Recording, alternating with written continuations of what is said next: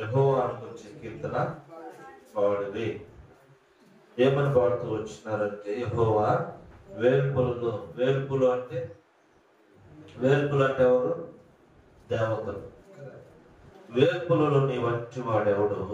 పరిశుద్ధతను బట్టి నీవు మహనీయుడువు, స్తుతి కీర్తనలను బట్టి పూజ్యుడవు, అద్భుతములు చేయువాడవు, నీ వంటి వాడవు. ఈ దినము ప్రభు యొక్క గొప్పతనమును బట్టి మనం ఆయనను ఆరాధించాలి.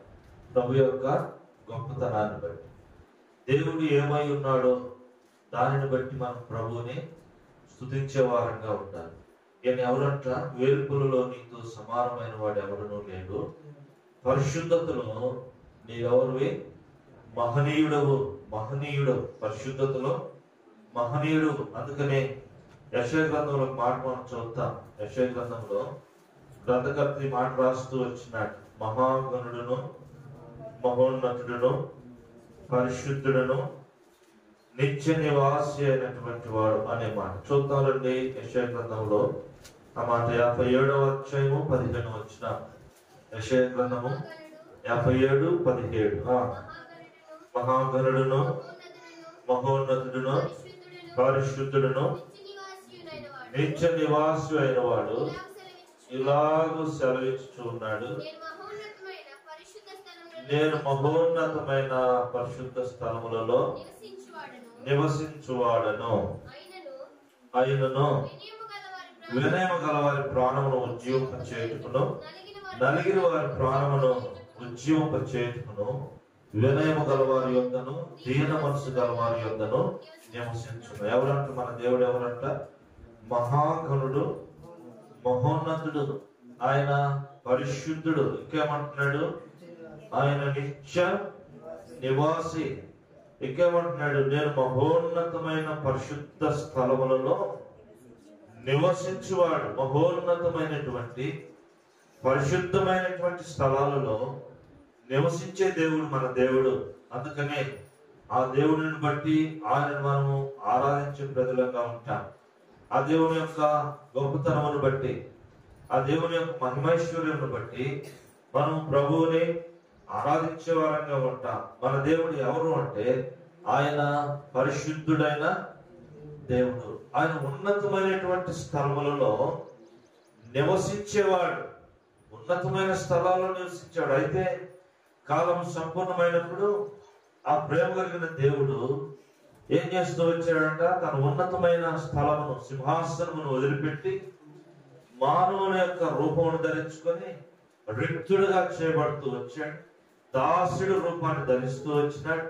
ఆయన విధేయత చూపిన వాడు, మరణమంతా విధేయత చూపిన వాడే. విరిగి నలిగిన వారి హృదయములలో నివసించడానికి ఆయన ఇష్టపడుతూ వచ్చిన వాడు. అందుకనే ప్రభువుని మనం ఏం చేయాలంటే ఆరాధించే ప్రజలంగా ఉండాలి. ఇంకో మాట మనం చూద్దామా? ఇంకో మాట దినవృత్తాంతముల మొదటి గ్రంథములో 16వ అధ్యాయము 25వ వచనం. దినవృత్తాంతముల మొదటి గ్రంథము 16వ అధ్యాయము 25వ వచనం.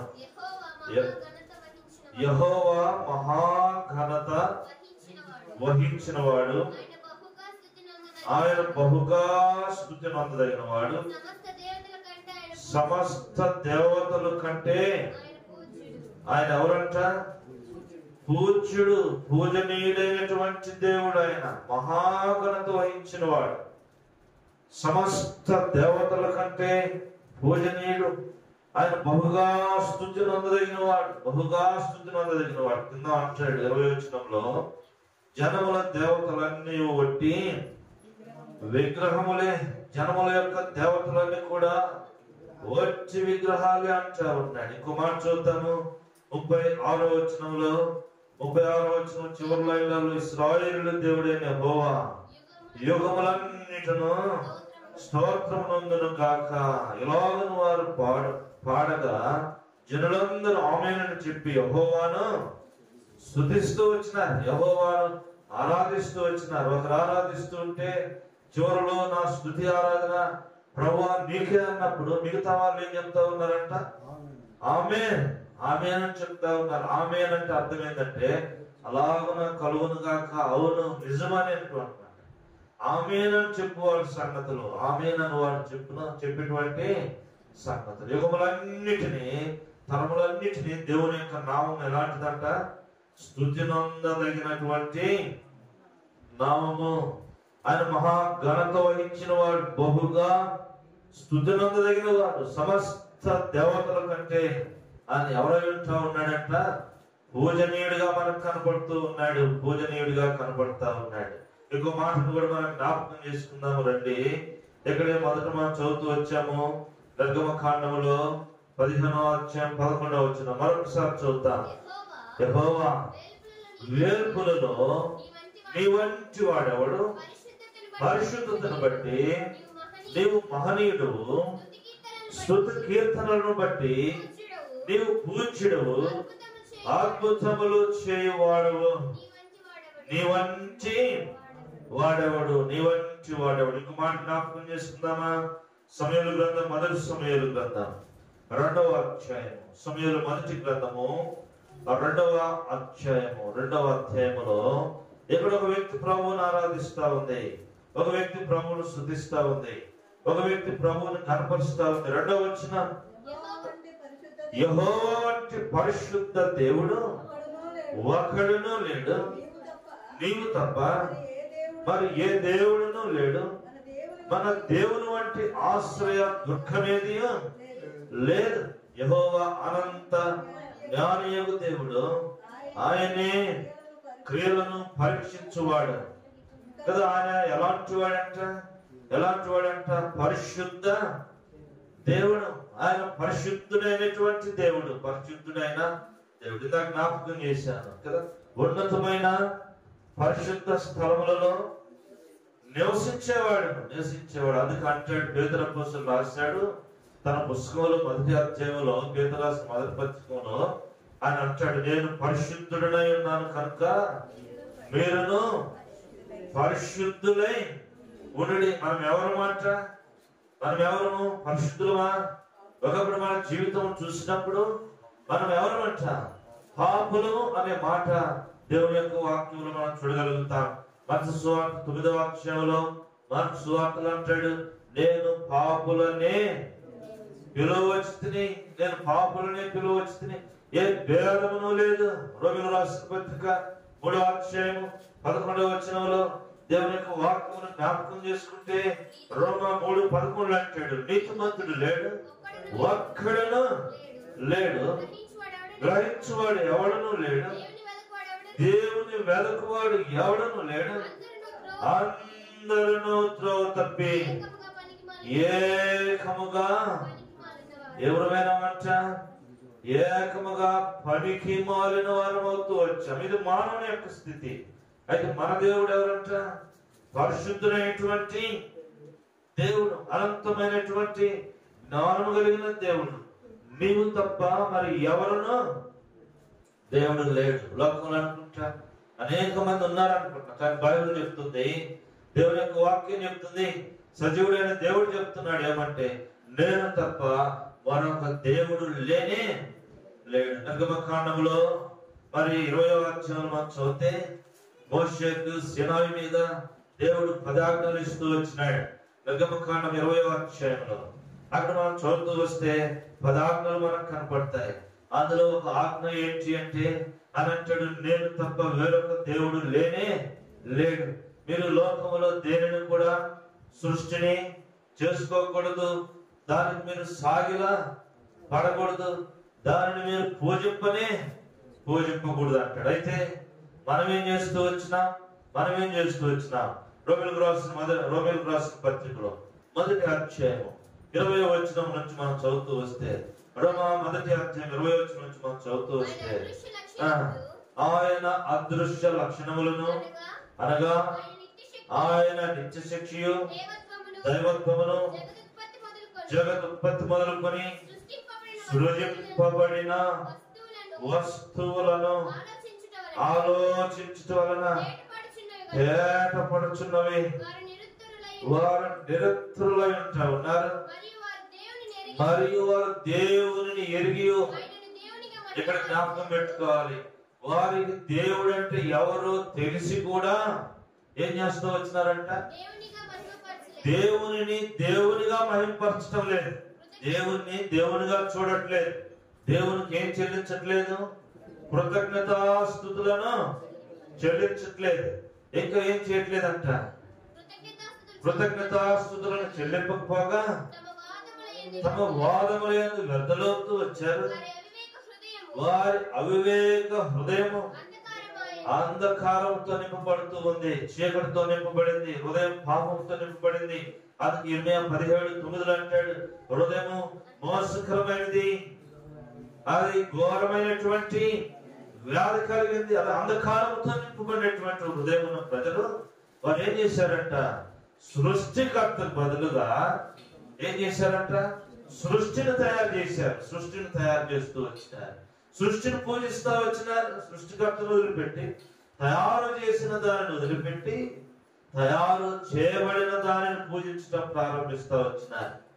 అవన్నీ కూడా కేవలము మాయా స్వరూపములు. అందుకే 113, 115 కీర్తనలో దేవుని యొక్క వాక్యం చెప్తుంది, వెండి బంగారములు మాయా స్వరూపములు అంట, వాటిని చేసిన వారు కూడా వాటి వంటి వారేనంట. అవి చేతులు ఉంటాయి, తాకలేవు, నోరు ఉంటది, మాట్లాడలేవు, ముక్కు ఉంటది, వాసన చూడలేవు, కళ్ళు ఉంటాయి, మరి చూపు వాటికి ఉండదు కదా, ఏమి లేవు, ఏమి లేవు. ఇలాంటి వాటిని మనం ఏం చేస్తూ వచ్చామంట? ఆరాధిస్తూ వచ్చినాం. అయితే సజీవుడైన దేవుడు, ఈ దినము నీవు నేను ఆరాధించే దేవుడు వాటి వంటి వాడు కాడు, వాటి వంటి వాడు కాదు. మరి ఎలాంటి వాడు? ప్రకటన 1వ అధ్యాయంలో 18వ వచనంలో మనం చదువుతూ వస్తే, ఇదిగో మృతుడనైతిని గాని యుగ యుగములో సజీవుడనై ఉన్నాను. ఇంకా చదువును, యుగ యుగములో సజీవుడనై ఉన్నాను, మరియు మరణము యొక్కయు పాతాళ లోకము యొక్కయు తాళపు చెవులు కలిగిన వాడును. మరణము జయించి తిరిగి లేచిన వాడు. చరిత్రలో మానవుని యొక్క పాపం కొరకై రక్తం చిందించి సమాధి చేయబడి మరణము జయించి తిరిగి 3వ దినాన సజీవుడిగా చేయబడిన వాడు ఎవడునూ లేడని పరిశుద్ధ గ్రంథమైన బైబిల్ సెలవిస్తా ఉంది. అందుకనే ఉదయకాలము ప్రభువుని ఆరాధించాలి. ఎందుకు ఆయన మరణానుభవం కూడా వెళ్తూ వచ్చాడు? ఎందుకు ఆయన మరణం కూడా వెళ్తూ వచ్చినాడంటే, 1 కొరింథీయులకు రాసిన పత్రిక 15వ అధ్యాయము 3వ వచనం దేవుని యొక్క వాక్యం విధంగా సెలవిస్తాం. చదవండి, మీరు చదవండి. 1 కొరింథీ 15:3 వచనం, నాకు ఇవ్వబడిన ఉపదేశమును మొదట మీకు అప్పగించుకొని, అదేమనగా లేఖనముల ప్రకారం క్రీస్తు మన పాపముల నిమిత్తము మృతి పొందెను, సమాధి చేయబడెను, లేఖనముల ప్రకారం 3వ దినమున లేపబడుతూ వచ్చాడు. లేఖనముల ప్రకారం ఆయన మృతి పొందాడు, సమాధి చేయబడ్డాడు, 3వదిగా తిరిగి సజీవుడుగా లేస్తూ వచ్చినాడు. ఆయన సజీవుడుగా లేచి మనలను ఏం చేస్తూ వచ్చాడంట? సజీవులుగా చేస్తూ వచ్చినాడు. అందుకే తరచుగా ఈ మాట జ్ఞాపకం చేసుకుంటాం. పాపముల చేతను అపరాధముల చేతను చచ్చిన మనలను ఆయన ఏం చేశాడంట? తిరిగి బ్రతికిస్తూ వచ్చినాడు. ఆయన యొక్క పునరుద్ధాన జీవము మనలో ప్రవేశపెట్టి తిరిగి చనిపోయిన మనకు జీవాన్నిస్తూ వచ్చినాడు. అందుకే ఆయన ఏమన్నాడంటే, నేను పాపులకి మరి రోగులకి ఏమన్నట? వైద్యుడంట. రోగులకి వైద్యుడు. వైద్యుడి దగ్గరికి వెళ్తే ఏమంటారు? అయ్యా, ఎంత డబ్బైనా పర్వాలేదు, ఏంటి మా అమ్మాయి అబ్బాయి బతికేటట్టు చూడమంటారు. ఈ లోకంలో ఉన్న ఈ డాక్టర్ ఏమంటాడంటే, అమ్మ నేను దేవుణ్ణి కాదు, నాకు తెలిసిన వైద్యం మాత్రమే చేయగలుగుతాను, మరి బ్రతుకుట చనిపోవటం అనేది నా చేతిలో. కానీ ఈ దేవుడు అంటా ఉన్నాడు, ఏదేమంటున్నాడంటే, ఇదిగో మనం చనిపోయిన మనలను తిరిగి ఏం చేశాడంట? బ్రతికించాడు. ప్రాణానికి ప్రాణం ఇచ్చి ఆయన బ్రతికించిన వాడిగా ఉంటా ఉన్నాడు. ఇంకో మాట కూడా మనం జ్ఞాపకం చేసుకున్నాం రండి. సమయంలో 2వ గ్రంథములో 2వ సమయంలో గ్రంథము 22వ అధ్యాయము 47వ వచనం, యెహోవా జీవము గలవాడు, నా ఆశ్రయ దుర్గమైన వాడు, స్తోత్రార్హుడు, నా రక్షణాశ్రయ దుర్గమైన దేవుడు, మహోన్నతుడైన వాడుగా మనకు కనపడతాం. చూడండి, యెహోవా ఎవరంట? జీవము కలిగిన వాడు. ఈ జీవాధిపతిని మనం ఏం చేశామంట? ఈ జీవాధిపతిని ఏం చేశాము? తెలియకనే ఈ జీవాధిపతిని మనం ఏం చేశామంటే చంపుతూ వచ్చినాం. అపొస్తలుల కార్యముల గ్రంథం 3వ అధ్యాయం 15వ వచనం. అపొస్తలుల కార్యములు ముందు కూర్చున్న వారు చదవండి. అపొస్తలుల కార్యములు 3వ అధ్యాయం 15వ వచనంలో మనం చదివితే దేవుని యొక్క వాక్యం చెప్తుంది. 3వ అధ్యాయం 14-15 వచనాలు. మీరు పరిశుద్ధులను నీతిమంతుడైన వారిని నిరాకరించి నరహంతకుడైన మనుషులని మీకు అనుగ్రహింపమని అడిగితే మీరు జీవాధిపతిని చంపితిరి గాని దేవుడు ఆయనను మృతులలో నుండి లేపెను. మీరు జీవాధిపతిని చంపినారు కదా, మీరు జీవాధిపతిని చంపారు. ఆయన ఎందుకు చనిపోయినాడు? మన కొరకే చనిపోయినాడు. పాపములను బట్టి, అపరాధములను బట్టి చచ్చిన మన కొరకే ఆయన చనిపోతూ వచ్చినాడు. మనం జీవాధిపతిని చంపుతూ వచ్చినాం. అయితే దేవుడు ఏం చేశాడంట? ఆ జీవాధిపతిని మరణంలో నుండి జీవములోనికి నడిపిస్తూ వచ్చినాడు. మనల్ని కూడా నడిపించాడు. యోహాను సువార్త 5వ అధ్యాయం 24వ వచనం. యోహాను సువార్త 5వ అధ్యాయం 24-25 వచనాలు మనం చదివితే, నా మాట విని నన్ను పంపిన వాని యందు విశ్వాసముంచు ప్రతివాడు నిత్య జీవము కలవాడు. వాడు తీర్పులోనికి రాక మరణములో నుండి జీవములోనికి దాటి ఉన్నాడు. ఎక్కడి నుంచి ఎక్కడికి దాటాడంట? దేవుని యొక్క మాట విని ఆ మాట నందు విశ్వాసం ఉంచిన ప్రతి వాడు ఎక్కడి నుంచి ఎక్కడికి వెళ్ళిపోతున్నాడు? మరణము అనేటువంటి పాతాళంలో నుంచి, మరణం అనే పాతాళం, మరణం అనేటువంటి అగ్ని గంధకములతో మండు గుండం. ప్రకటన గ్రంథంలో మనం చదువుతూ వస్తే చివరి అధ్యాయంలో రాయబడతా వచ్చింది, ఇదిగో అసహ్యులను, వ్యభిచారులను, విగ్రహారాధికులను వీళ్ళందరూ 21వ అధ్యాయం 8వ వచనంలో అగ్ని గంధకములతో మండు గుండములో పాలు పొందుది. రెండవ మరణం. రెండవ మరణం లూకాసు సువార్త 16వ అధ్యాయంలో ఒకడు వెళుతూ వచ్చాడు, అగ్ని జ్వాలల్లో యాతన పడుతూ ఉన్నాడు. ఇది వేదనకరమైనటువంటి స్థలం, అగ్ని జ్వాలల్లో బాధపడేటువంటి స్థలము. అట్టి స్థితిలో నుంచి దేవుడు ఏం చేశాడంట? జీవములోనికి దాటి ఉంచాడు. దాటి ఉంచడంలో ఆయన సహాయపడుతూ వచ్చినాడు. దాటడానికి ఆయన మధ్యవర్తిగా ఉంటూ వచ్చినాడు. ఇటువైపు ఉన్నటువంటి మరణము నుంచి అటువైపు ఉన్నటువంటి జీవములోనికి ఈ నడిచిపోవడానికి అగాధ లోయ, ఈ మరణం అనే లోయను మరి దాటించడానికి ఆయన నిచ్చెనగా మార్చబడుతూ వచ్చినాడు. నిచ్చెనగా మార్చబడుతూ వచ్చాడు. గమనించాం కదా, ఆది కాండంలో ఒక దర్శనం కలుగుతుంది ఒక భక్తుడికి. ఏంటిదా దర్శనం అంటే? సాయంకాలం కూడా నిద్రించినటువంటి సమయంలో భూమి నుంచి ఆకాశమునకు ఏం వేయబడింది? నిచ్చెన వేయబడుతూ వచ్చింది. దేవుని యొక్క దూతలు దాని మీద ఏం చేస్తున్నారంట? ఎక్కుచూ దిగుచూ ఉన్నారు. ఆ నిచ్చెన ఎవరు? ప్రభువైన యేసుక్రీస్తు. ఇదిగో ఆకాశమునకు భూమికి మధ్యలో ఆయన వేలాడుతూ వచ్చినాడు. ఆయన ప్రభువైన యేసుక్రీస్తు. ఇదిగో తిమోతికి రాసిన పత్రికలో పౌలు అపోస్తలుడు జ్ఞాపకం చేస్తాడు. చదువుతాం మాట. రండి, తిమోతికి రాసినటువంటి పత్రికలో ఒక మాట మనం జ్ఞాపకం చేసుకుందాము. భూమికి ఆకాశమునకు మధ్యవర్తి ఒక్కడే, ఆయనే ప్రభువైన యేసుక్రీస్తు అనేటువంటి నరుడు అనేటువంటి మాట మనము దేవుని యొక్క వాక్యములో మనము చూడగలిగినటువంటి వారంగా ఉంటా ఉన్నాము. కానీ ఆయన మధ్యవర్తిగా ఆయన వస్తూ వచ్చినాడు. నీ కొరకే నా కొరకై ఆయన శిలువలో మరి వేలాడుతూ వచ్చినట్లుగా మనము చూడగలుగుతూ ఉన్నాం.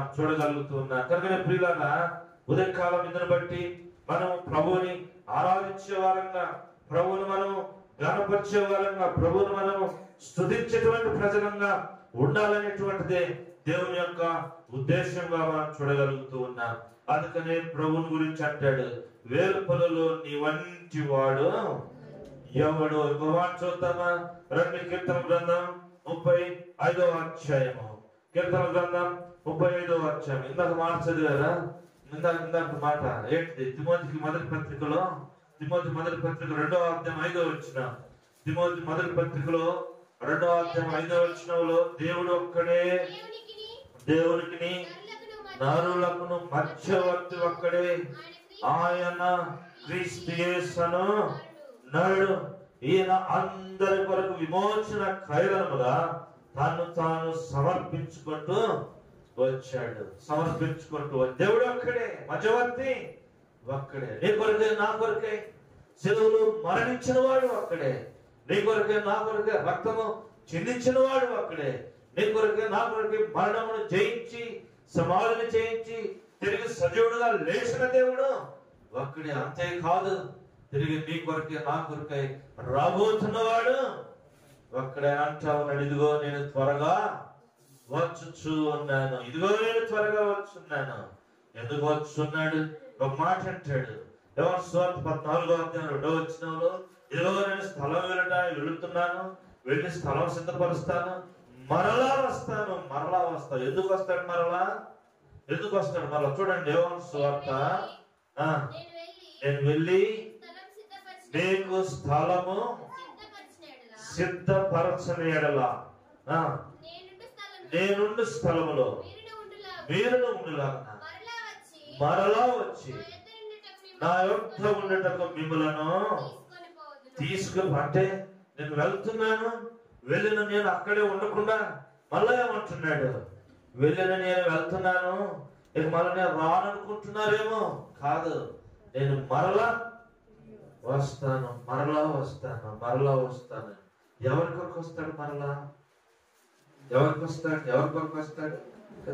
ఎవరైతే క్రీస్తు రక్తం చేత కడుగుబడి పరిశుద్ధులుగా చేయబడ్డారో, నమ్మి సువార్త నమ్మి బాప్తిస్మం తీసుకుని దేవుని యొక్క రక్షణలోకి వచ్చి ఎవరైతే ప్రభువుని ఆరాధిస్తూ పరిశుద్ధులుగా ఉంటున్నారో వారి కొరకు ఆయన రాబోతూ ఉన్నాడు. ప్రియుడా, మొదటిసారిలో ఆయన పాపుల కొరకే వచ్చాడు.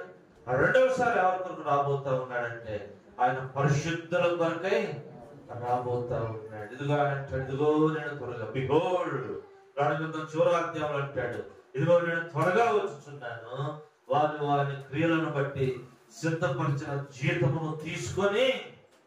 ఎందుకు వస్తున్నాడంట? దేవుడు సిద్ధపరిచాడంట, జీతం సిద్ధపరిచాడంట. ఆ సిద్ధపరిచిన జీతమును తీసుకొని రాబోతా ఉన్నాడు. ఏమి? పరిశుద్ధుల కొరకే రాబోతా ఉన్నాడు. లోకమును తీర్పు తీర్చుట కొరకే దేవుడు తిరిగి రాబోతూ ఉన్నాడు.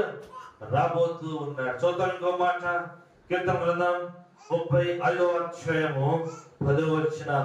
కీర్తనలు 35:10. అప్పుడు యెహోవా నీ వంటి వాడెవరు? 469వ పేజీ.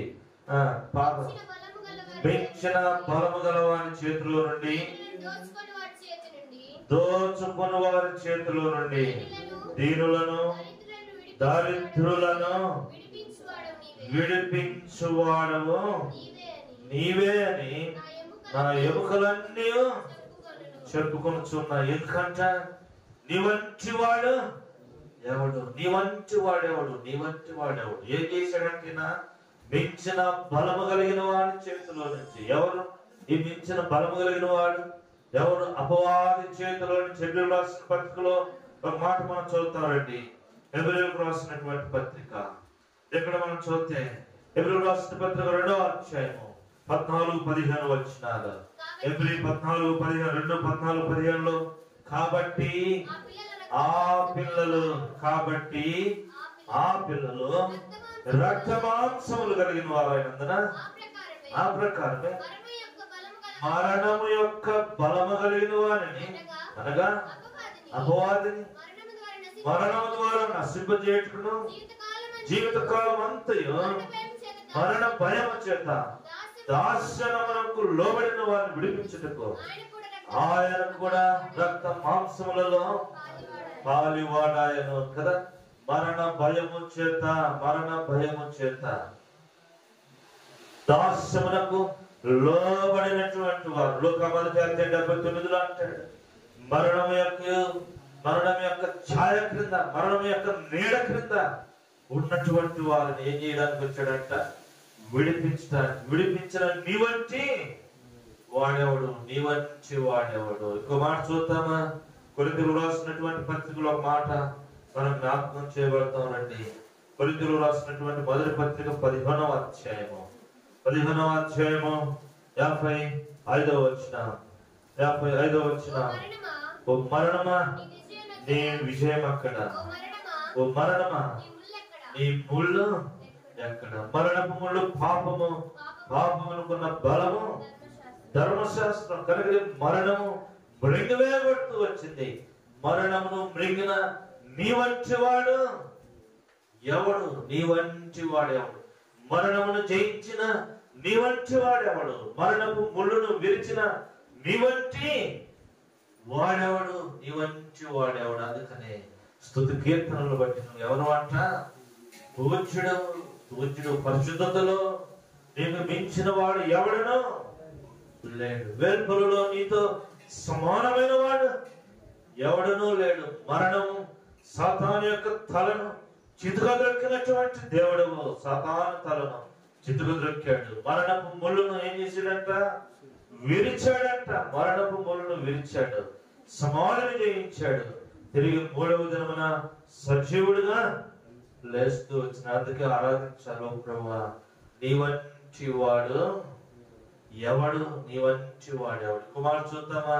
రోమీయులకు రాసిన పత్రిక 16వ అధ్యాయము చివరి 2 లైన్లో, చివరి 2 లైన్లో, శక్తివంతులను అద్వితీయ జ్ఞానవంతుడైన దేవునికి యేసుక్రీస్తు ద్వారా నిరంతరము మహిమ కలుగునుగాక. కుమారు చూద్దాం 20వ వచనంలో.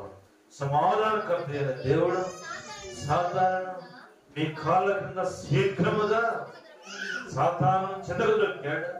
సాతాను యొక్క బలమును ఓడించాడు.